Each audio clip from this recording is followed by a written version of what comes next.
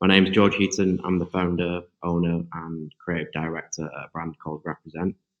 Um, Also, like to think I'm an athlete, and maybe I'm not there yet, but I'm getting there. My mentality towards life, business, and happiness is it's all the same. It all for me revolves around the same thing, like building a brand, pursuing excellence, and staying disciplined on all those areas makes me happy. So that's what I do. Can you give us kind of just a helicopter overview of when and why you started it, the brand mission, and how things have gone over the last decade?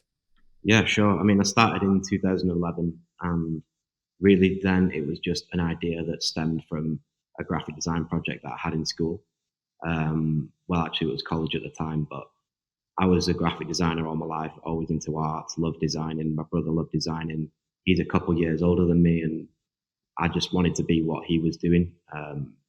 We were really into like American rock, skate, punk, everything like that at the time, and it wasn't like such a thing over here where we're based in like the north of England. So we were quite different to everyone else, and like our clothes were different. We wore skinny jeans and skate shoes. Everyone had tracksuits and skinheads, so we didn't look the part, should I say? And it kind of made us find an inspiration in the west coast of America as well as everywhere else all over the world, but we like mainly over there. So I was really into brands like Diamond Supply and Huff and Kith and stuff like that that were really on the radar back then before Instagram or as Instagram was starting.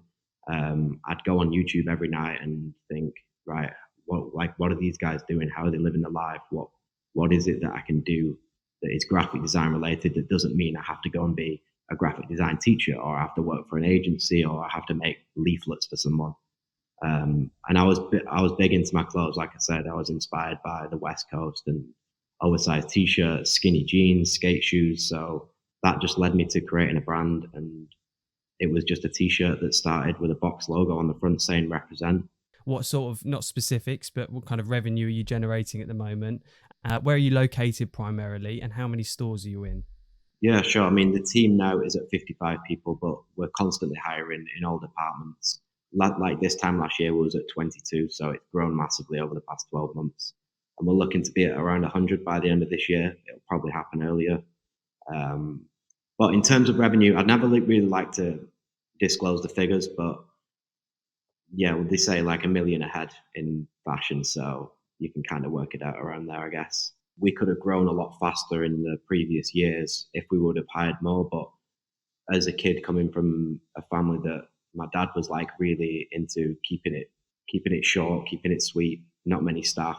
Like he kind of bled that into me, and I was always like, let's do everything ourselves between me, my brother, and a few of my friends, and try and build the brand that way. And it got to a point where we're like exploding at the seams, and it ended up crushing us just because we weren't spending enough time on resource or employing the right people. So I actually brought a CEO on board who I'd known for the past like 4 or 5 years, but as the business was exploding over the past few years, he kind of put it to me to like he could come in and be the CEO and really take a hold on that side of the business because I'm a creative guy. I'm not a guy that wants to delve with employing people and bringing different people into different categories and departments that I don't know too much about. Anyway, he came on board earlier this year, and that's when the headcount really went a lot better. But we see it in the numbers, we see it in everything else. Everything's getting better, and it really is the right step for us to take. Yeah, it sounds like it. It's one of those things, isn't it? You have such a soul in your business, and the business is so much part of you, and you are so much part of it. And the DNA of you is something that everyone likes, and then that bleeds over into the business. And there's this really nice relationship between like you, your brother, your what you like, and then what it comes out of represent, and that soul that is just it is Right. represent, and it's so Yeah. magic. And it's I think it's how you then build that, isn't it, without losing that into a it bigger is. Yeah. brand. Keeping the DNA is always like the forefront of what the brand is and how we are as people and what we represent. Yeah, and I know that you don't or haven't yet taken on much investment, if any at all. But that's where I see brands, or I have seen brands lose themselves, not through want, but because often the objectives are misaligned. You know, when a private equity or VC firm Yeah, jumps on. definitely. I mean, it's either the owners of the brand want to go quicker than what they can be going at, or they see that they can use that money to then scale at a much faster rate, which really won't work in terms of building an organic culture behind the brand. And like I said, we've never taken investment, never taken a penny from anyone, and hopefully we never will do. And I don't know what the future will hold, but for us, it's always been about that organic growth and being able to maintain control of what we are and who we are. I want to just talk about building the brand. And can you just tell us the story, the evolution from your first collection? I think it was in a jewelry store in Paris, or the back of a jewelry store in Paris, to being invited to actually display at New York Fashion Week. Yeah, I mean, that whole period was such a blur for us because we really kind of lost control of what we were doing. And we wanted to be in Fashion Week. And the way to get into a Paris Fashion Week was you have to get on the calendar, really. But we couldn't afford to be on the calendar, and we weren't a brand big enough to be on the calendar. We didn't even know anyone in the industry. So we thought we'll just go and rent out a store there, like a showroom, and put on a little show. And we learned the hard way that it was probably not the right thing to do. But it was fun at the time. I mean, the team was like 6 of us, and we had 20 models stuck in a room of about 200 square foot and 50 buyers and press out on the front, like trying to watch this show. And it was a bit of a mess. It was very sweaty, but we learned a lot. And then we did that for a couple of seasons. And then we got invited to New York Fashion Week because we'd obviously put this content out to say that we'd been to Fashion Week and we'd done it before and we know what we're doing. And we managed to hire like a production agency and a PR team. And we turned up in New York and we had like 50 people backstage working on it. And I think we had about 400 in the crowd of just buyers and press. And that really boosted the morale at Represent, and it kind of give us a new image to show that we were like a brand competing to be in them stores all over the world, like the Selfridges, the Harvey Nichols, the Harrods and stuff like that. And it just, what I originally wanted it to do for us was just elevate us beyond a website or beyond a couple of brothers just selling T-shirts to their friends. How did you know to do that? Really, it was just having that passion to be better than what was around us at the time. There was a lot of competition, a lot of similar brands. Everyone was making a big cartel that was then transforming into a Shopify, and everyone was competing for the same cut of T-shirt, same style of print.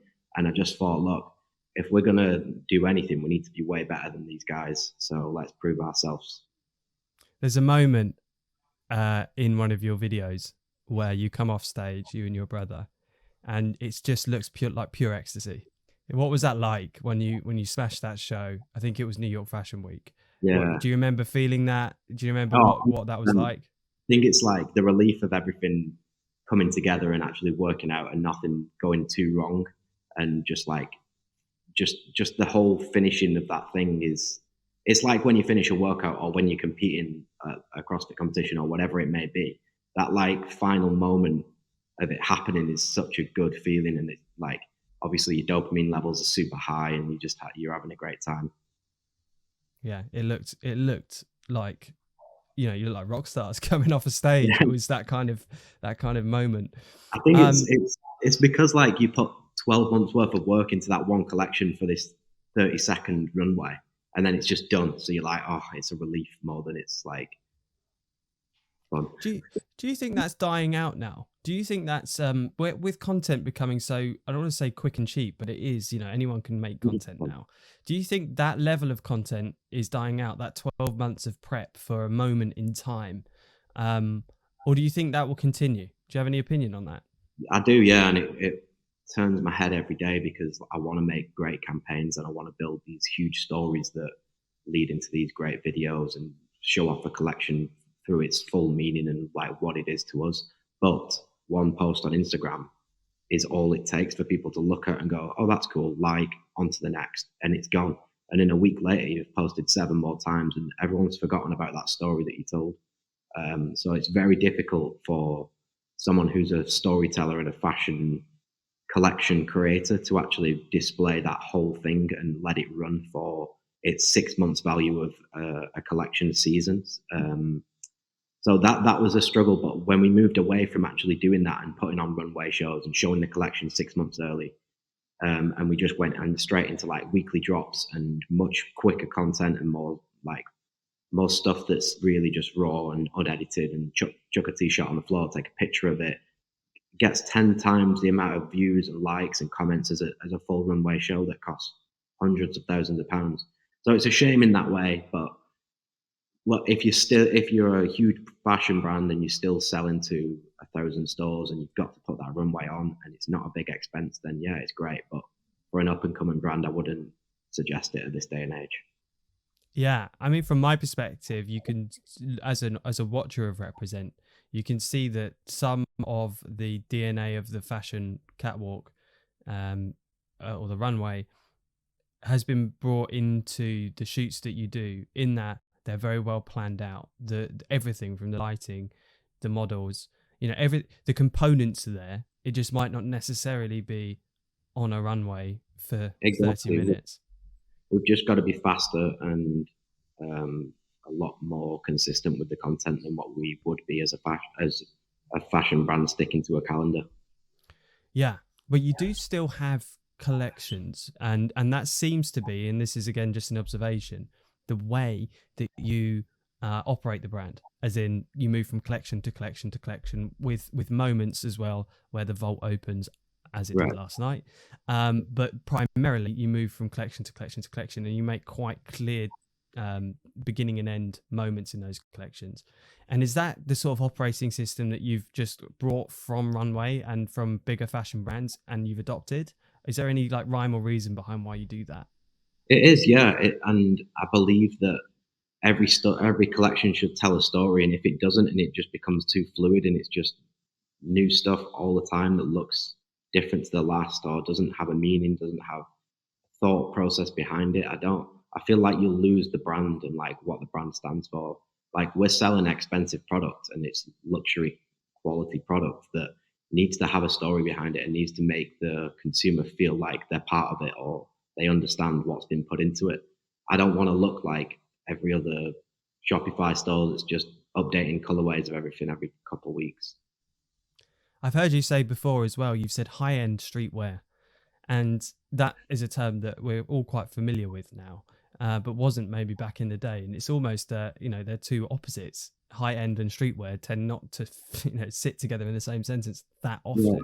But you really do a great job at Represent of blending what is a high-end fashion brand with the streetwear subculture. Yeah. And that, I think, you guys probably the first to do that, would you say? Do it well? Out of the UK, 100%. Like, as I go back to before, like, I was looking at brands like Diamond Supply and stuff like that in the day that were streetwear, but I always had a taste for luxury product, and I wanted to just really combine that together. And I think we just hit it at the right time when brands like Off-White were starting, Palm Angels, and they were coming into the industry as this new luxury wave that looked a bit like streetwear, but still at the price points of luxury, where I came from streetwear and upped my price points as the years went on, and kind of met somewhere in the middle where I found a really good sweet spot where I could offer product that was made in the same factories as Givenchy and Prada and Dior and Louis Vuitton, but I can still offer it at a price point that's like attainable to most people, and they can have that feeling of a luxury product, but it still be a great fit in streetwear style product. Yeah, I think the fit, specifically for me, just the Represent fit, you can see it just in a flash on someone as you go past, and and I guess that is just years and years of trial and error and testing and making things to the next centimeter upwards and downwards. And I've got a really good team that understand my vision and how I want things to fit, because all that product is made from what I want. Like, I want my sweater to be able to turn at the bottom and the shoulder seam to drop to that exact centimeter. So like, when I can, if I go out in the city in Manchester, London, LA, wherever, I can spot Represent, even if it's the blank stuff, from a mile away. And it seems like everyone else can as well, just because the fit is so like unique, but so known now. Do you ever doubt yourself? And I mean that in a loving way. I mean that because you are always having to come up with the next best thing, and you have built your own pressure in that you have a reputation to deliver immensely new fitting, incredible clothing, which looks very easy to do from my perspective, but I can Yeah. appreciate it's probably not. So, do you ever have any self doubt, or are you just, always and have been very confident in your abilities to deliver? No, definitely. I'd be lying if I said I was always confident.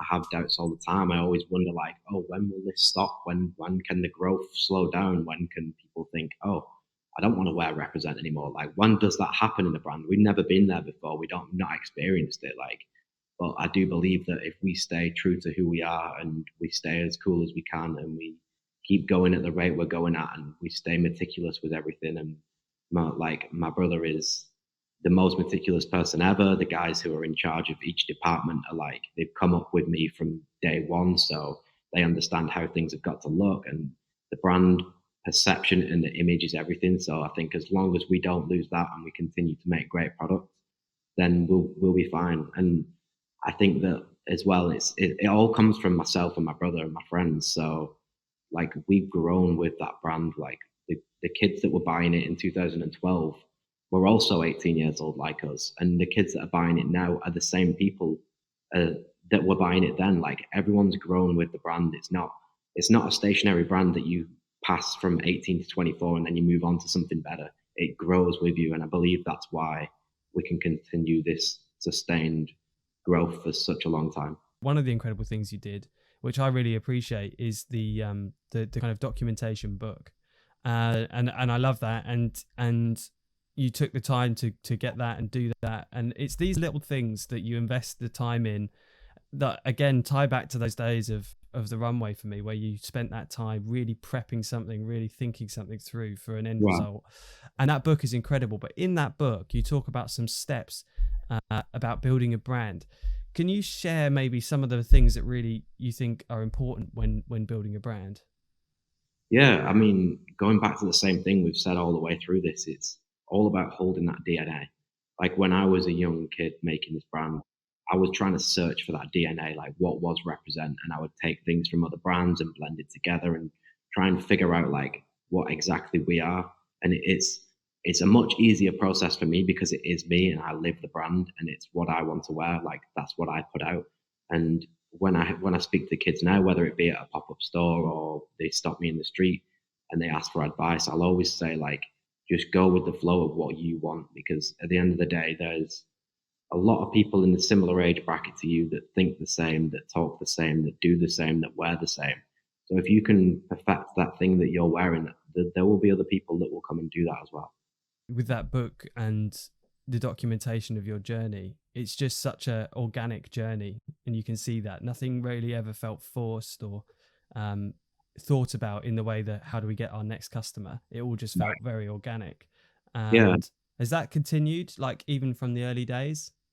yeah, 100%. Our focus has been on community building a lot, especially when we saw like the change in Facebook ads and then what happened with the pandemic and stuff like that. Like we've always been such a solid brand that external issues don't really affect us because we've got a community that we've built, and that just keeps organically growing at a nice rate where we don't need to push the boat out. We don't need to go and delve into new categories or women's or kids yet. And we can just keep developing on the base that we've built.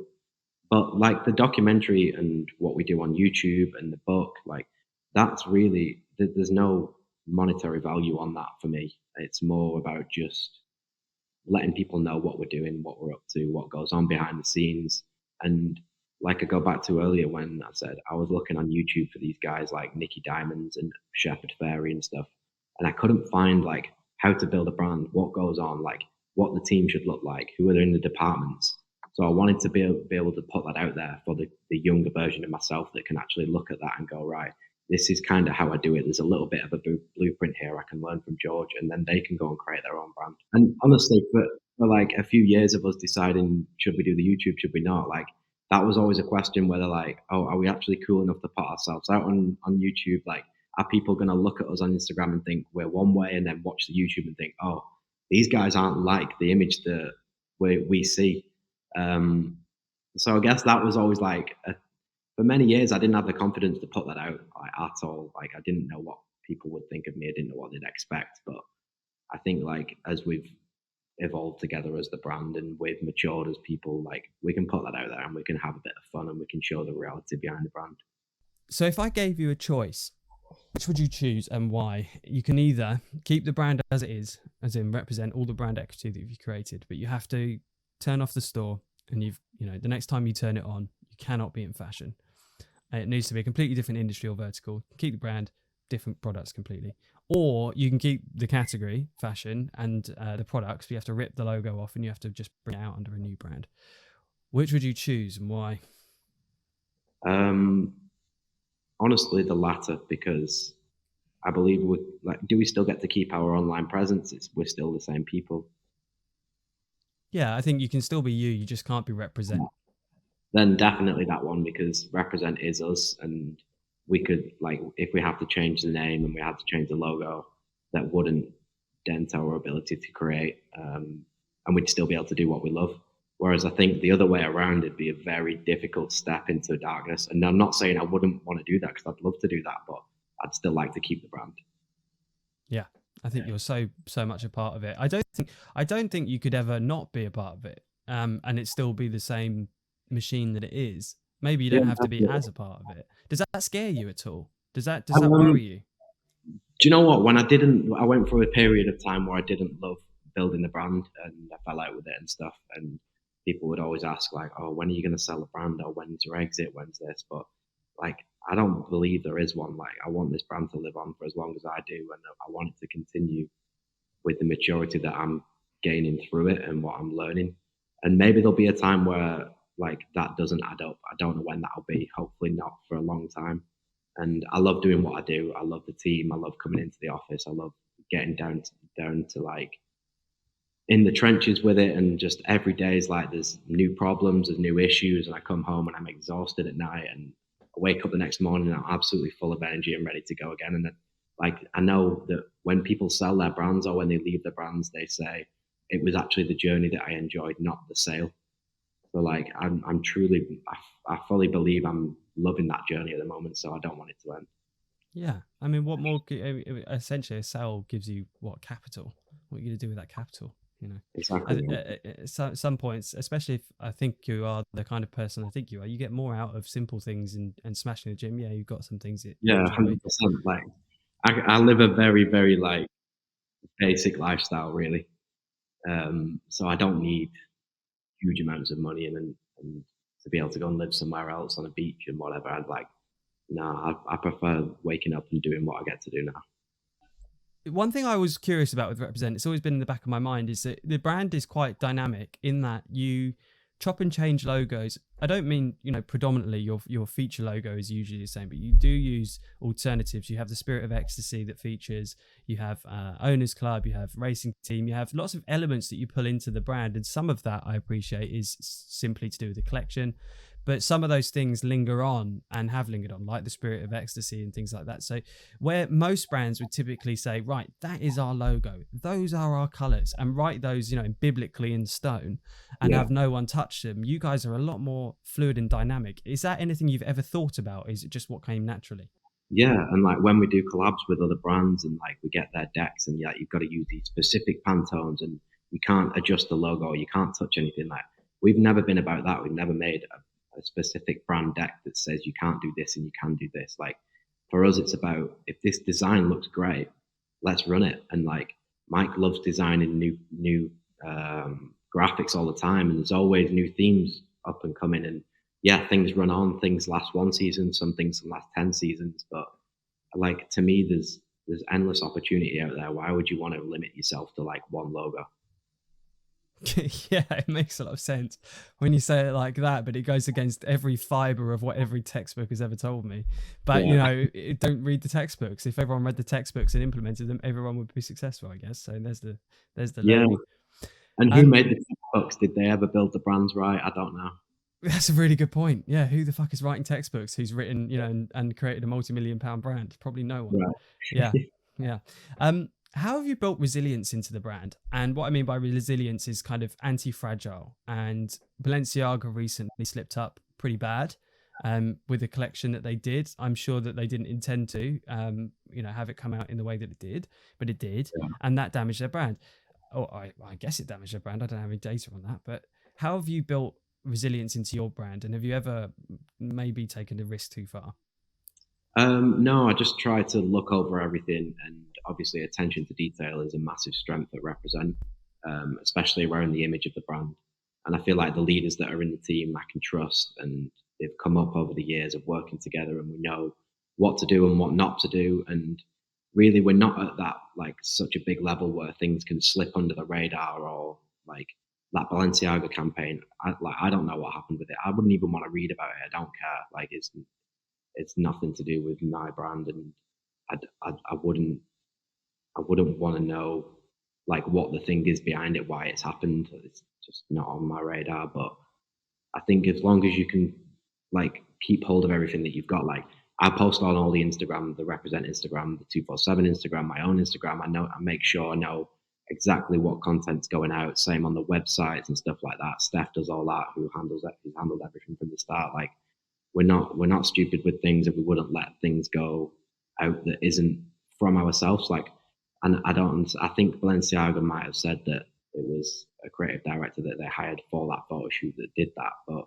we would never do that. Like everything's in house. We do all our own content ourselves, so I can't see that happening. Yeah.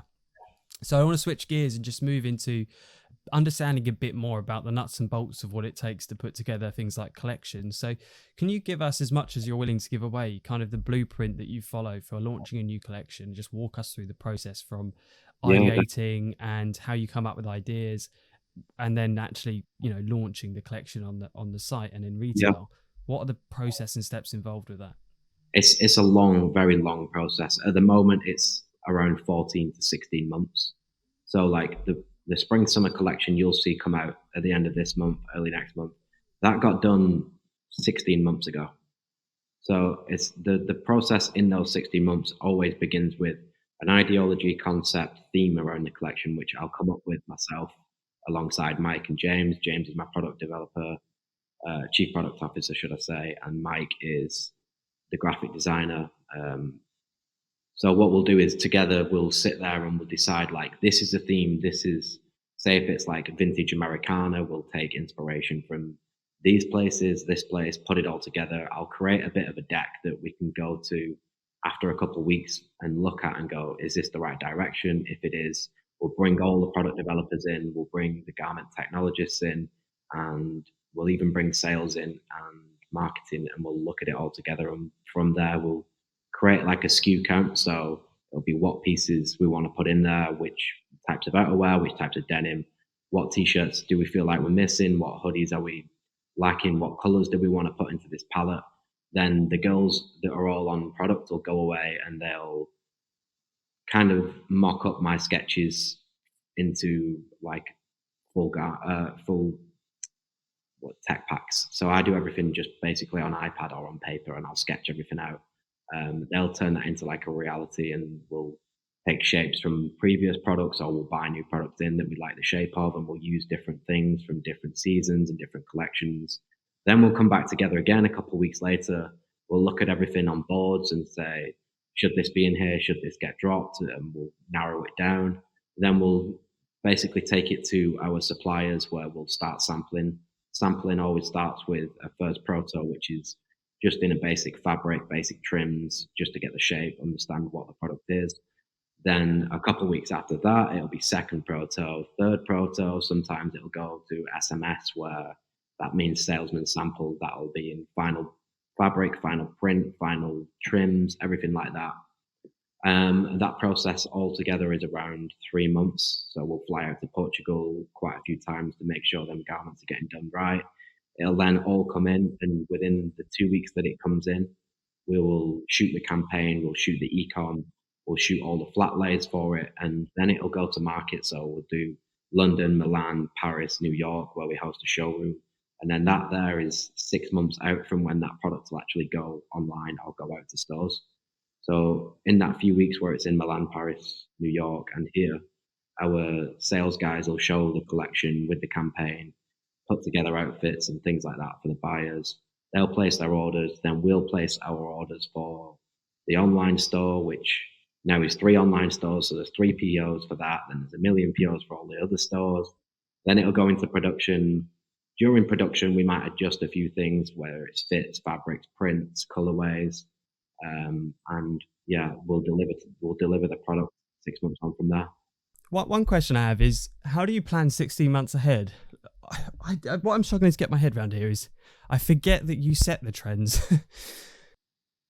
Well, that's the thing, man. I think when you get to a certain size where the product speaks for itself and you are designing, like you can kind of set the trend. Like you can push certain things and you can post about certain things so far in advance that then people start to see it and then it becomes a reality further down the line, that then it becomes its own trend.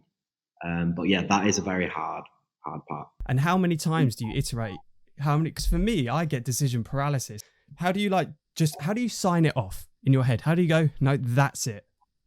We have to sign it off really before it goes to the showroom, so that's why there's so much time and so many different stages of like SMS that it needs to be perfect, and like I want it to be perfect all the time, so I'll make sure it's very best that it can be. Whereas like Mike, he's like you, he will want to adjust things through and through until the last minute. And on some certain categories, we can adjust things, like if it's jersey and it's the same fit as usual, and we're just changing a print, that can happen up until the last few weeks. But most things, yeah, it has to be signed and sealed 6 months in advance. Can you just give us kind of your thinking, what you found that works really well for Represent in terms of how you actually communicate this is the new collection to the public? There'll always be like one specific print that is the main graphic, and that graphic will be the color palette for the collection. So when I'm going out looking for somewhere to shoot, we'll make sure the palette adds up to what's in the collection, so it kind of looks like it's all been designed for this one place or for this one time and space. And we'll take it from there. We'll make sure that everything fits and looks like it's just come from the last collection, which it always does when you're following on from the last thing. Like we don't come into it and think, fuck, we need to completely change the brand image.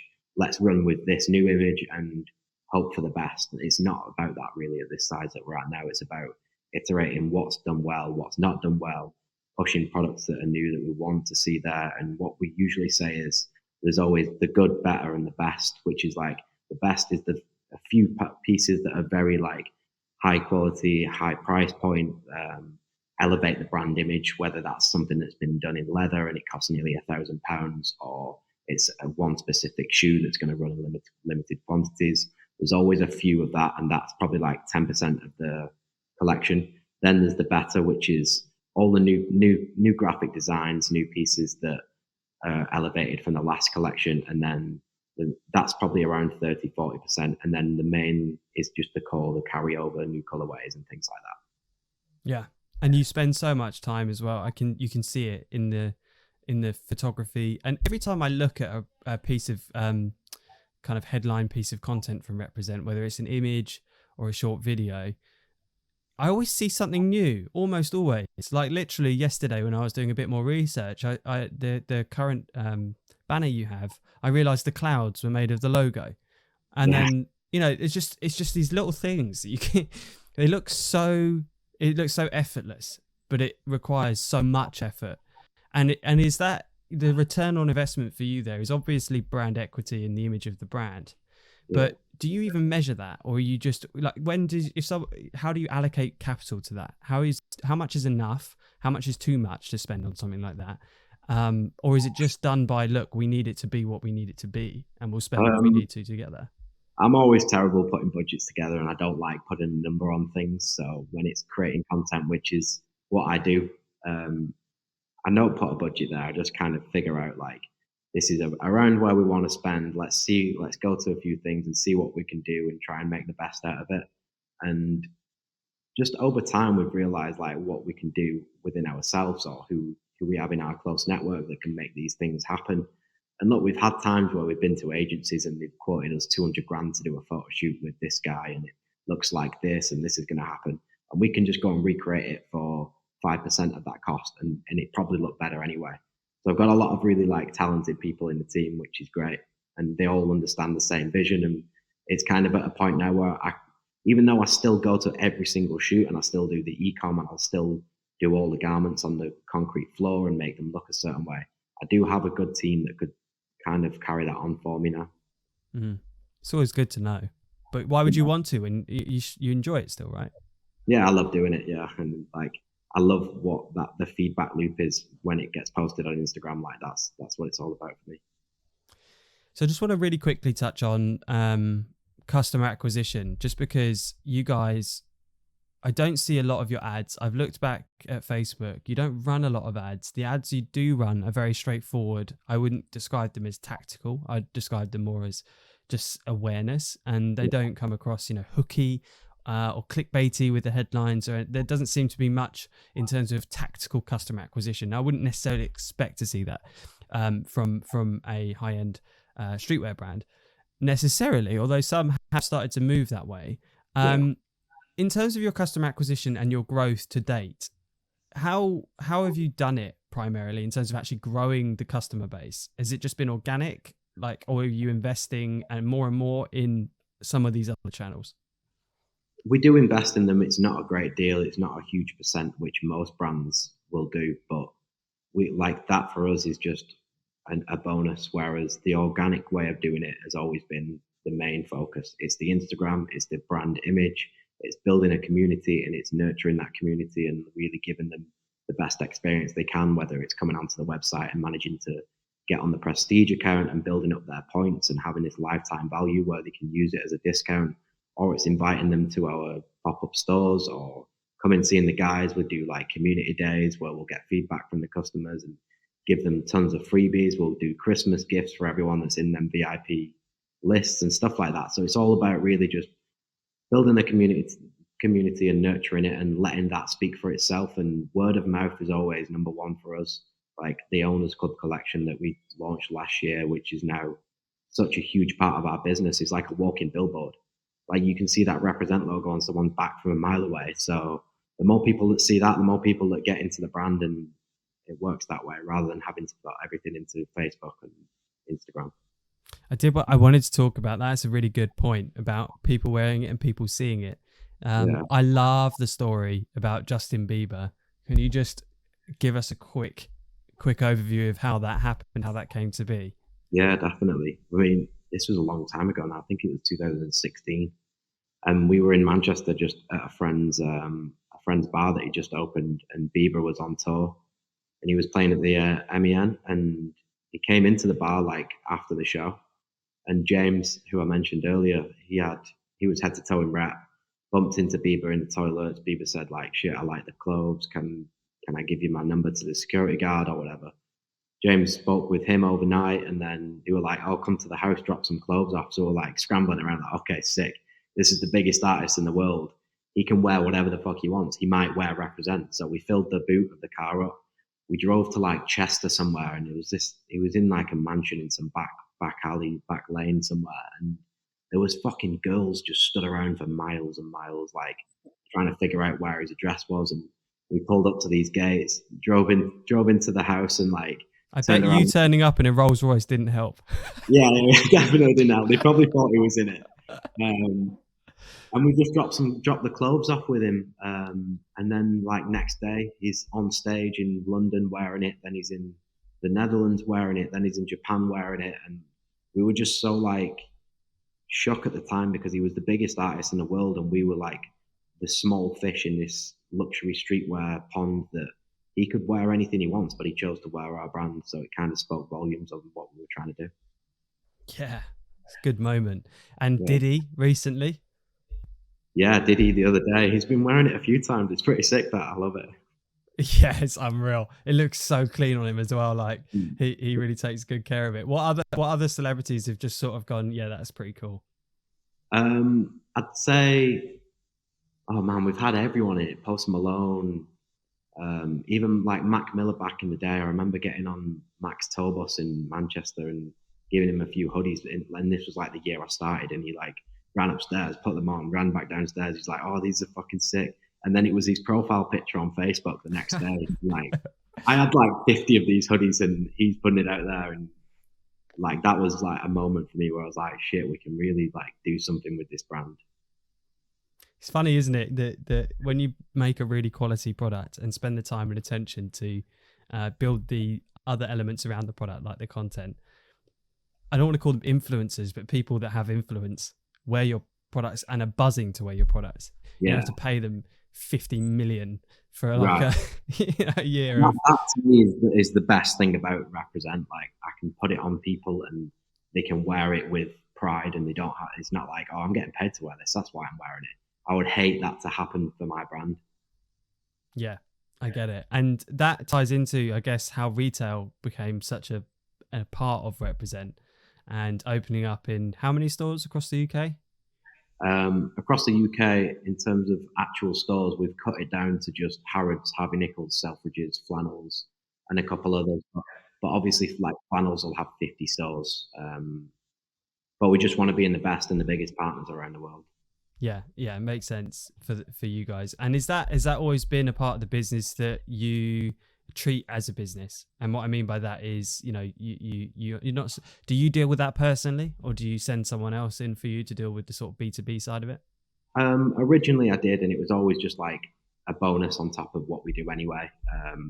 But we've really took a grip on it over the past 2 years and decided like these are the accounts that we want. This is where we want to be able. You want to be able to see the brand and feel the brand and be a part of the brand. And if we can have those lighthouses around the world where you can walk into this store in Japan or Germany or the US, wherever it is, and you can feel like, oh, this is Represent. It looks like Represent. It's got the Represent stuff there. I'm going to buy into the brand here, or I'm going to look at that and I'm going to come online and buy pieces that I've seen in that store. Really, it's just like an engagement with that community that then they can come to us and buy that product. So you've got your online store as a feature touch point. You've got the retail stores as a kind of physical touch point. Yeah. And I've always admired your pop-ups, whether that's with Wit and doing a collaborating workout with Wit X Represent. I was so gutted that I missed that. Or whether it was a pop-up in Manchester where people are queuing down the street. I think it's a fantastic way that you engage with. And so what's the purpose behind doing those pop-ups for you? Really, it's just about meeting the community and finding out who our customer is, what they want to see from us, like what they love about the brand, how we can interact with them, and just being with them. Like for me, like back in the day when I'd be able to go and see, it was like if it was Virgil at Paris Fashion Week, like that was like a starstruck moment for me, and like being able to conversate with that person and kind of get tips and understand what they're doing and how they do it. I believe that if I can do that to the kids that are following the brand, it all just works hand in hand, and they'll stay loyal to the brand and become part of the story with it. Yeah, 100%. Can you? So we've spoken a bit about your prestige offering, and we've also got the 24/7 app. And 24/7 in its entirety could almost be its own brand, but it's not. It sits under the Represent umbrella. Did 24/7 evolve out of your finding fitness and fitness becoming a huge part of your life? Was it another passion of George? It was, man. It was just something that I started spending a lot of time focusing on and making it part of my lifestyle. And I believe that if I can do that, that's why it's still under the Represent umbrella. It's not separate, because I believe that everyone who buys Represent, who's part of the brand, can also use 247, whether it's for the workouts or it's the clothes to wear in the gym. Like it should be the same person. I'm not trying to go and find another pool of people. Whether that brings people in from the fitness side of the industries and then they come into the main line. I don't want someone coming buying just 247 or they just buy Represent. I want it to all be one lifestyle. And why did you make the app? I made the app because I was making my own workouts anyway. And I thought, why am I not putting, like, I was putting them on my story and people were screenshotting them and doing them. And I was like, hold on a minute here. There needs to be something that goes out all the time for these kids to like carry on doing our workouts. And if it's making them feel better or it's making them believe in themselves more, or even if it's just making them think, oh, thanks for doing this, George, fucking love the brand, whatever. Like there needs to be a little place where that can happen. So we spent like 6 months building the app, and I'll admit it's not great, but it's basic and it does the job that I want it to do, which is just giving kids the workouts that I do. Yeah, it solves a major problem for me personally, as I said, I've been using the app since pretty much it came out. Love that. And it's every time I walk into the gym, I open the app and whatever it says, I do. And it's Nice. that thing of, and I'm fortunate enough to not really be, I never book meetings. Literally, my diary, I generally don't book meetings until 10:30 a.m. in the morning Yeah. onwards, because I know that sometimes you'll chuck in like a fucking high rocks or something Right. ridiculous, like a 10K, or, you know, and I'll just be like, I'll get to the gym and it'll be a 10K run. They'll be like, right, see you later, guys. I'm off. You know, and it's just, you know, but I love that. And I like the mentality that comes along with that. So anyone that doesn't have this app, it's free. It's 247. Download it and get in shape, because it's they're incredible workouts as well. Like I look at Matt Fraser's programming, I look at some of the other programming, and I'm like, this is better. This is harder. Yeah. This is more Do you know why? rounded. It's because like I don't come from a CrossFit background. Like I didn't start with CrossFit. I started with doing a bit of bodybuilding, trying to like aesthetics was the originality, and then I started doing a lot of running, and then I got into CrossFit. So I've just kind of like combined everything that I've learned over the past few years and put it into each workout, rather than it just being a 15-minute WOD of Fran or whatever and caning yourself for 10 minutes. It's got some strength in there. It's got some running in there. It's got some endurance. It's just a bit of everything that, like, yeah, I do it myself. So Yeah, and then obviously you buy the 24/7, 247, 24/7. I've got the 247 pants on now, which I love, and yeah, I actually wear them to work. I don't wear them to the gym. And the tops, I wear the blanks, and also I've got the workout tops. They're the best fitting ones, even when I'm not like in my leanest condition. They still make me look good, which is the most important thing. Yeah, they're a good. It's a good line. I love it. So that you've got the prestige offering, which is, like you said, a loyalty points program, but again, you do it the represent way. You've got the vault, because you don't do discounts, you don't discount codes, you don't devalue the brand, but you do open the vault, and you've obviously invested time in that. So behind all of these elements is tactical e-commerce, you know, marketing plays, but they're done the represent way.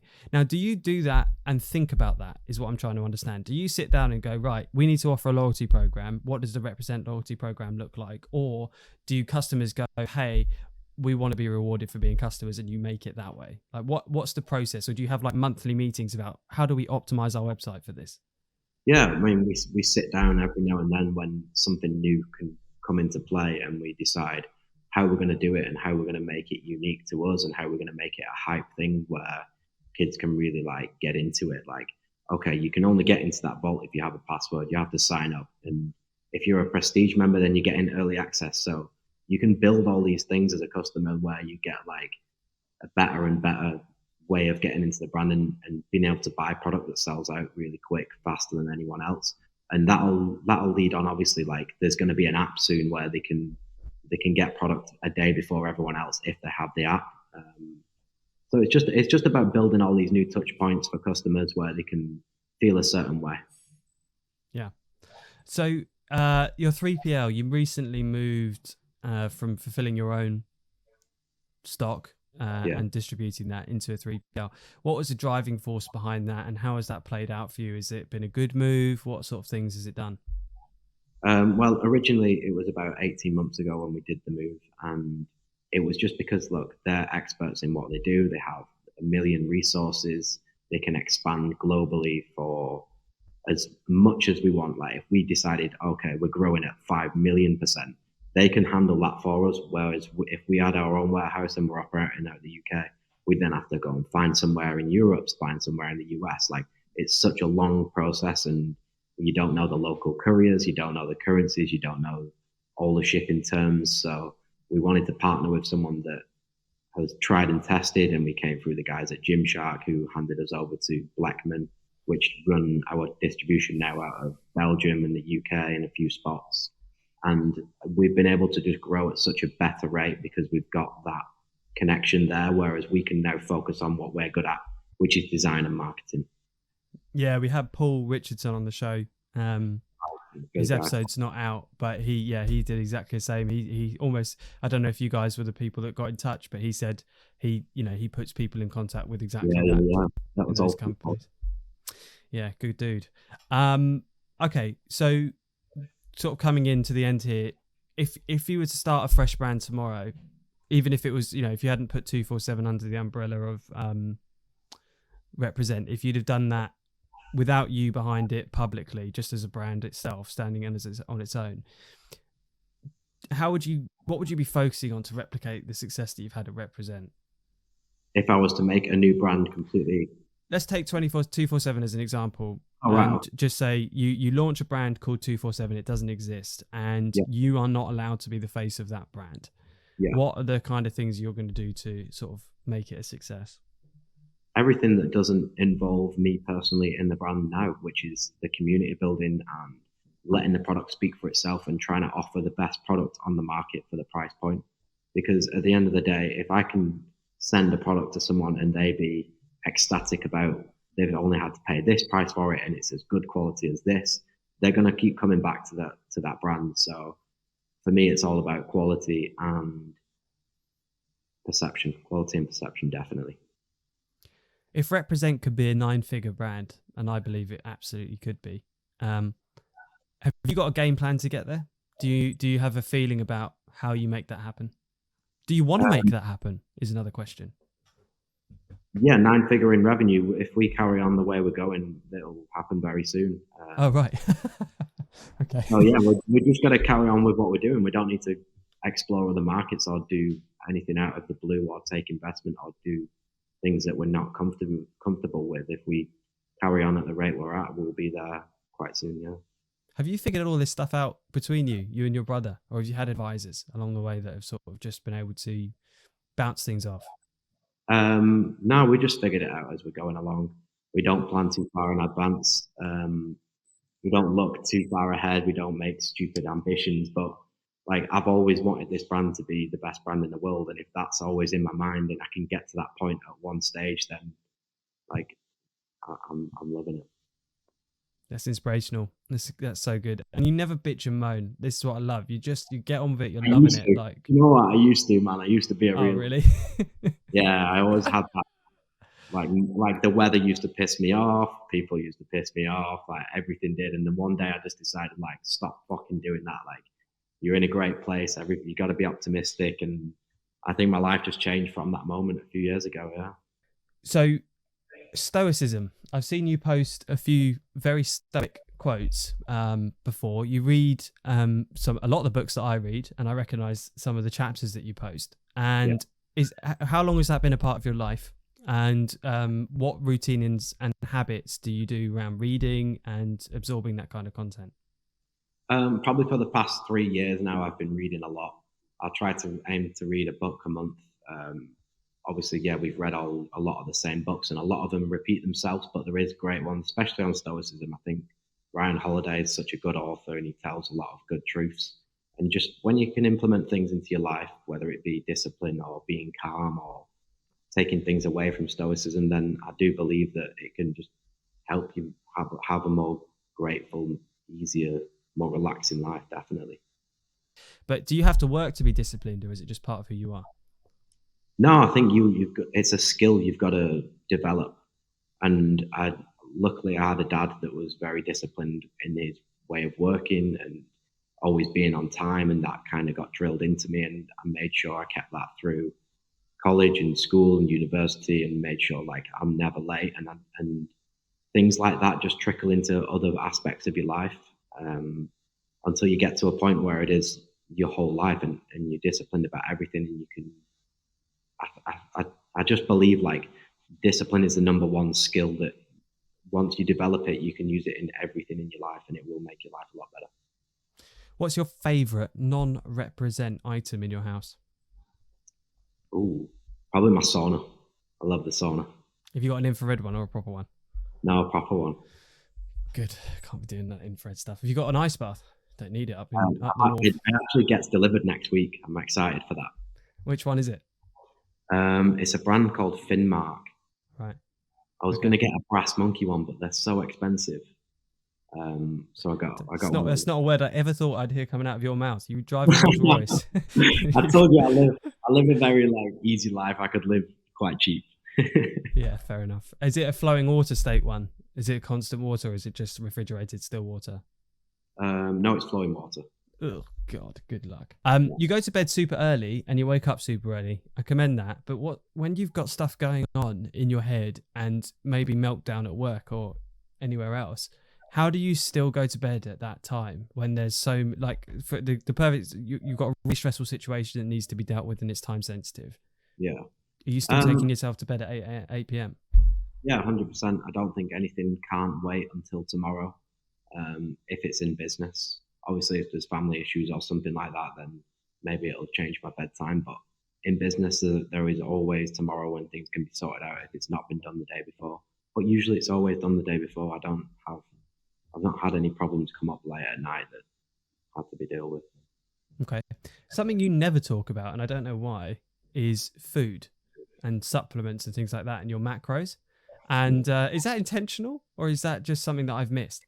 I think I will eventually do it as a YouTube episode because it is the most asked question on my DM every time I wake up. It's, what's your food intake? What are you eating? Why? Like, how do I look like this? But, like, everyone is different, and like the things I like, other people might not like. I'm very like structured with the day, like when I eat, what times I eat, what it is that I eat. Like, it's just something that you build over years and years of trial and error and testing what is good for your body and what's not. And I'm not the same as everyone else. Like, you're a vegan. I love eating red meat. When, like, if I put my diet out there, you're not going to look at it and go, I'm going to stick to this. Yeah, no chance. But do you at least can you tell us, do you eat the same things most days? No comment. Yeah, I eat pretty much the same thing every single day. Yeah, and honestly, I think that's what does it. Like, the consistency in the same food is what actually gets you to the place you want to get to. Well, it's repeating it, isn't it? And then if there's a difference in your body or the way you feel, and you've changed something in your diet, you can't measure it otherwise. If you eat the same thing every time and you make a tweak, you know that tweak had that impact, and then you can either reinforce it or not. Right. Yeah. You can be very analytical with your food if you are consistent with it. Any travel plans for 2023? I know you love LA and the States. Your brother thinks that's where you find most of your girlfriends, I believe. Any other travel plans? Yeah, I'm going to Miami next week for Wadapalooza. So I'm doing that. I'm going with the WIT team, and we're shooting a campaign for a collection we're launching at the end of this month, which is going to be really cool. Shooting a lot of the athletes. I've got a few teams competing there that'll be wearing 247 as well, which is cool. Such a good group of people, and the values really line up with my values and what 247 is. So it was the right thing to do. But we've been planning this for like 8 months, and it's going to launch at the end of next month. So I'm doing Miami anyway, and then I go straight to Paris for Men's Fashion Week. Then I go straight to Portugal for sample reviews for next season. So it's all over the place. Fitness, then fashion, then product, and yeah. That's just, wow. I mean, that's just 1 month. Incredible, man. The life you live is very different to most of us. I'm envious of it. I'm sure others aren't, but for me, it's incredible. And yeah, thank you for everything you do. I'm a big fan, and I can't wait for this episode to drop. Yeah, I really appreciate it. Thank you for having me.